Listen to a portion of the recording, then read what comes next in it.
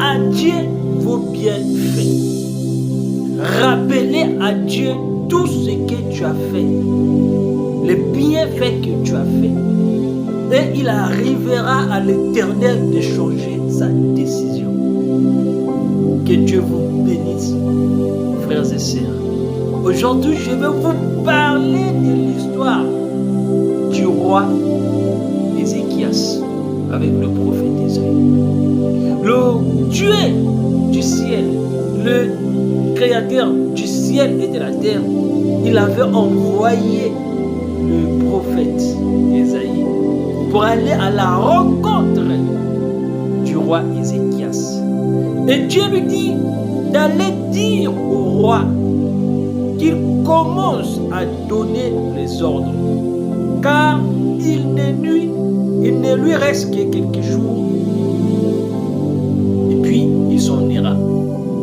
Mais regardez la réaction du roi.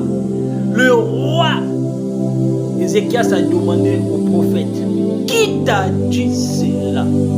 Le prophète lui dit, c'est Dieu qui m'envoie pour t'annoncer cette nouvelle.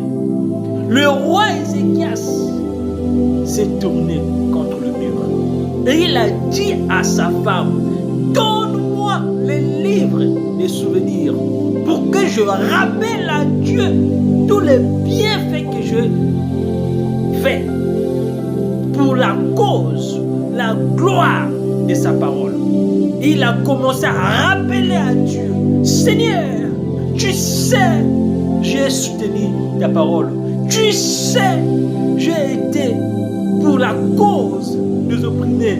Tu sais, j'ai toujours appliqué, soutenu la justice. Tu sais, j'ai toujours fait la part des choses.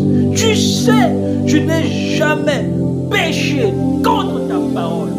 Au moment que le prophète Ésaïe repartait, le roi Ézéchias était en train d'invoquer le nom de l'Éternel, était en train de rappeler à Dieu tous les bienfaits qu'il avait fait.